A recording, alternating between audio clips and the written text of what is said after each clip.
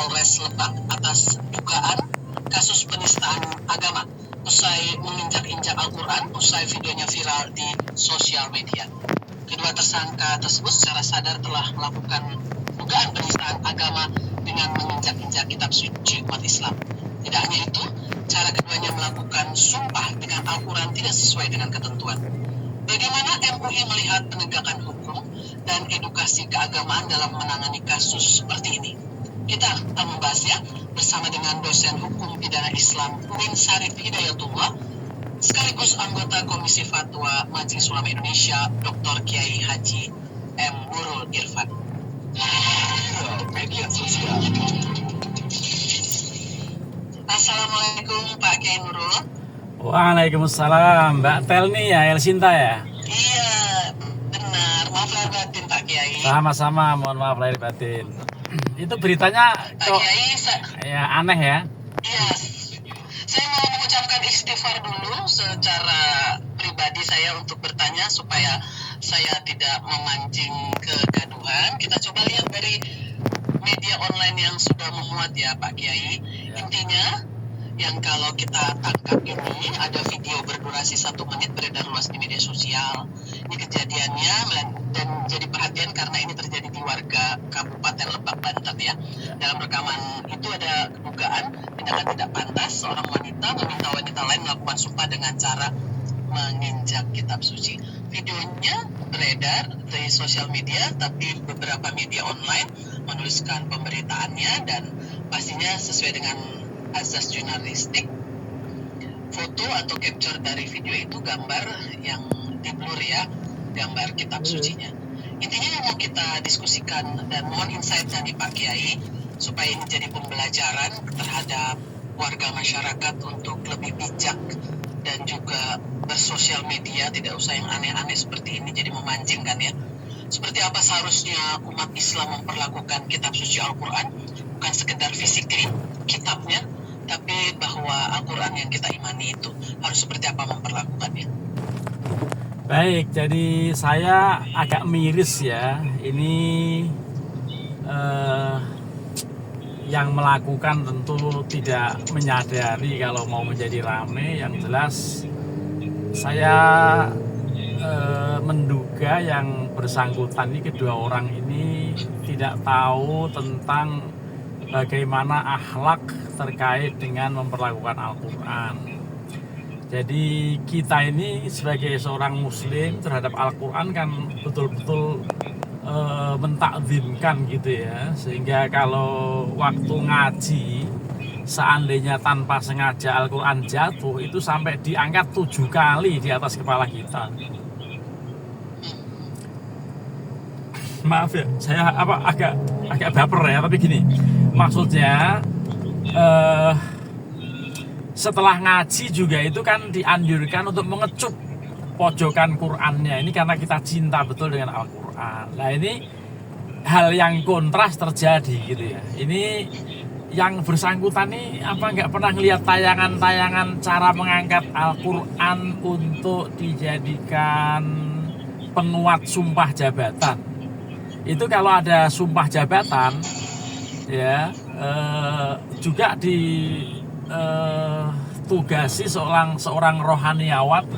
Saya suka sering menjadi petugas ini. Itu Al-Quran diangkat di atas kepala orang yang bersumpah. Itu caranya, yang ada berita ada hukum acaranya. Lah ini malah dilakukan seperti yang dalam video. Saya melihat juga, wah Masya Allah sekali. Ini alhamdulillah yang menayangkan sudah tadi Mbak Tel sampaikan sebagai kode etik jurnalistik ya, jadi sudah di blur dan memang seyogianya seperti itu. Lalu yang perlu disampaikan edukasi kepada masyarakat itu bahwa seandainya ada Al-Quran yang sudah lapuk, yang sudah buluk, yang sudah tidak bisa dimanfaatkan karena sudah terlalu lama, mungkin puluhan tahun digunakan, atau yang kira-kira mau dimusnahkan, itu pun ada aturannya. Dibakar dan abunya nanti dikubur. Membakarnya pun harus dalam tempat yang khusus, katakan misalnya drum lalu tidak ada barang lain kecuali Al-Quran itu yang sudah rusak gitu ya, mungkin robekan-robekan atau bagian-bagian Al-Quran yang sudah tidak bisa dimanfaatkan.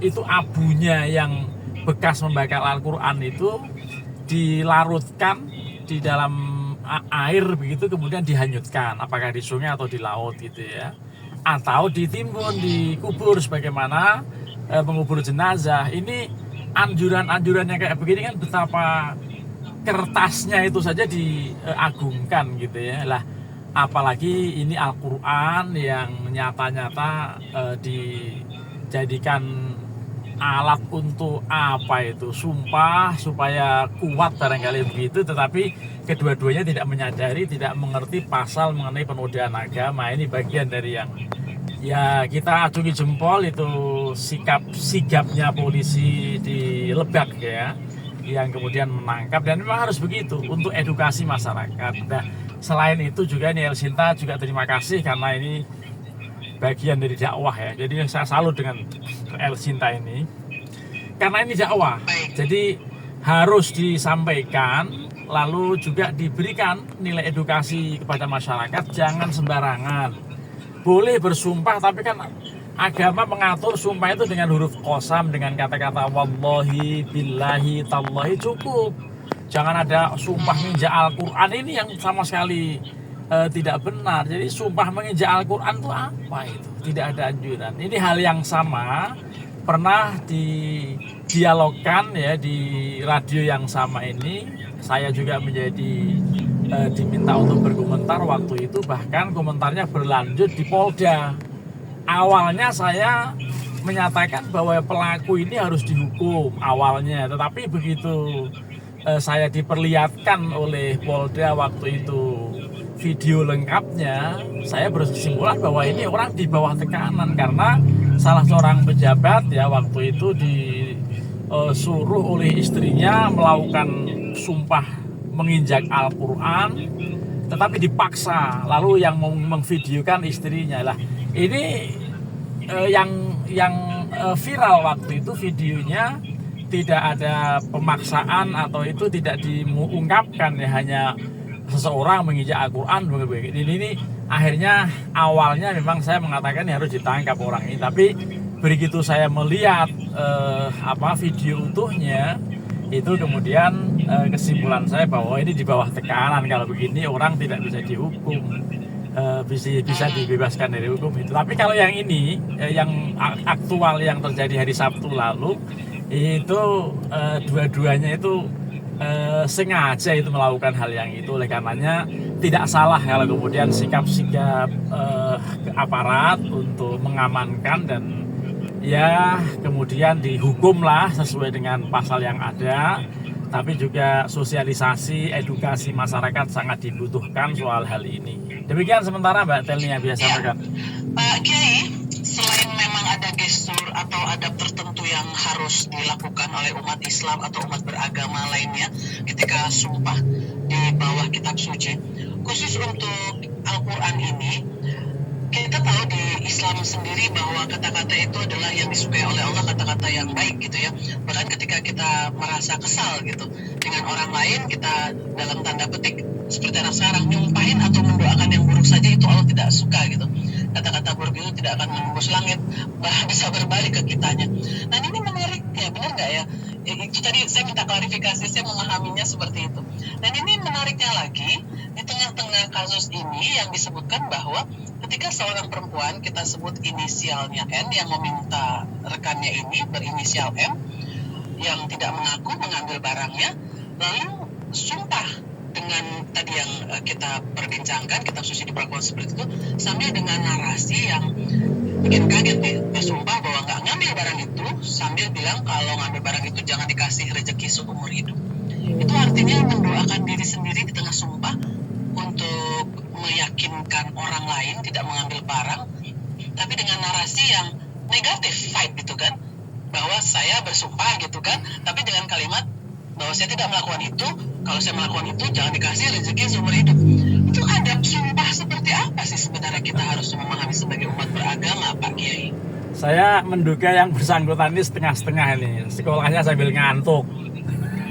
Seperti ini saya sedang nyotting, saya ngantuk gitu. Ini sambil ngantuk, akhirnya apa? Akhirnya separuh-separuh dia lihat. Karena memang di dalam Al-Quran ada istilah sumpah li'an, yang sementara masyarakat memahaminya sebagai prakteknya itu sebagai sumpah pocong. Kalau saya salah dalam bersumpah ini, saya berani mati, gitu kan?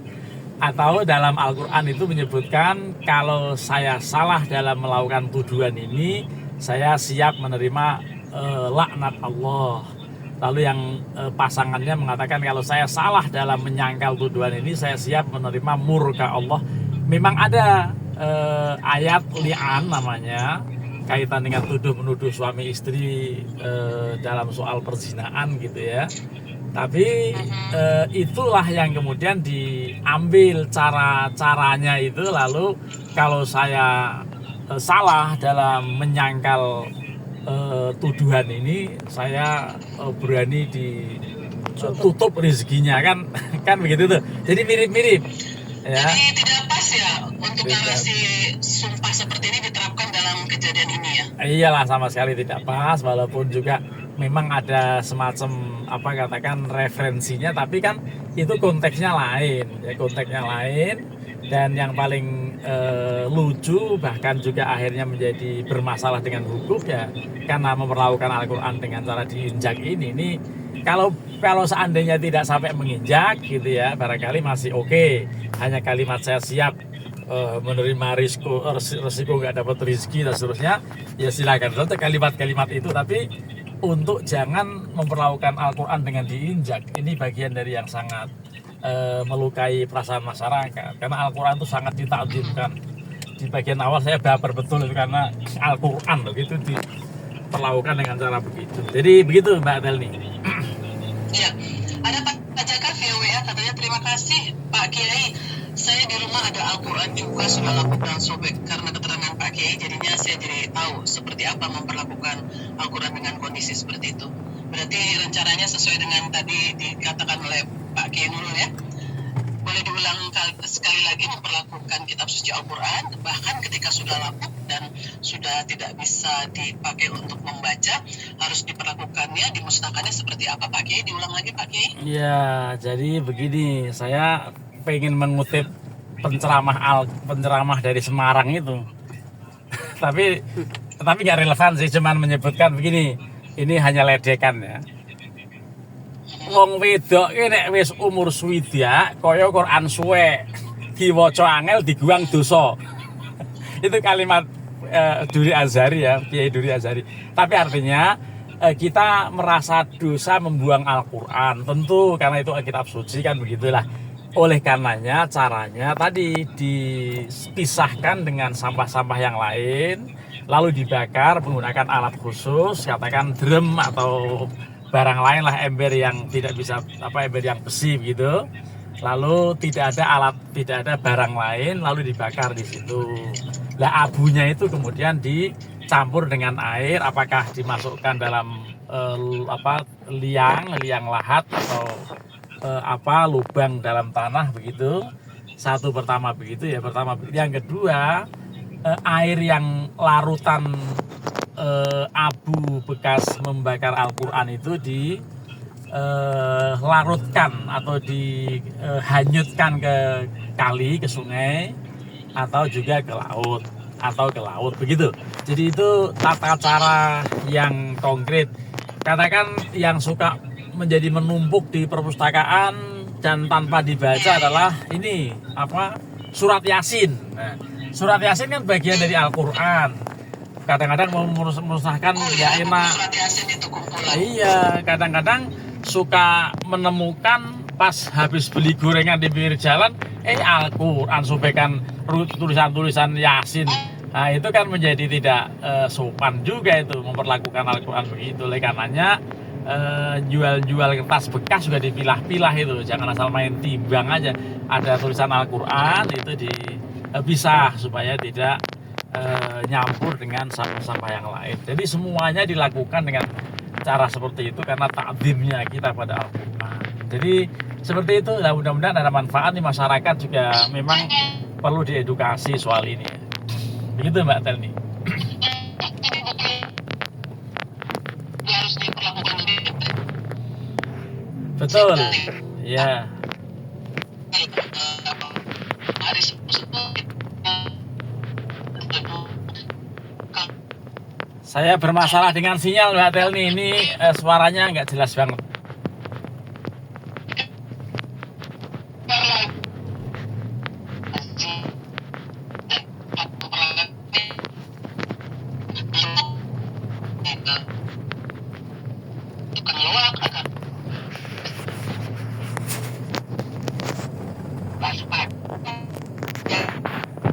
Iya, saya agak ini kembali pakai untuk closing statement dari Pak Guru. baik. Jadi kepada seluruh pendengar El Sinta di seluruh Indonesia dan bahkan mungkin di luar negeri, kita mesti mengerti mengenai bagaimana akhlak kepada kitab suci kita Al-Quran. Jangan mempermainkan, jangan sampai kita tidak mengerti mengenai taklim kepada Al-Quran. Dan seandainya memang diperlukan sumpah, ya sumpah-sumpah yang wajar saja.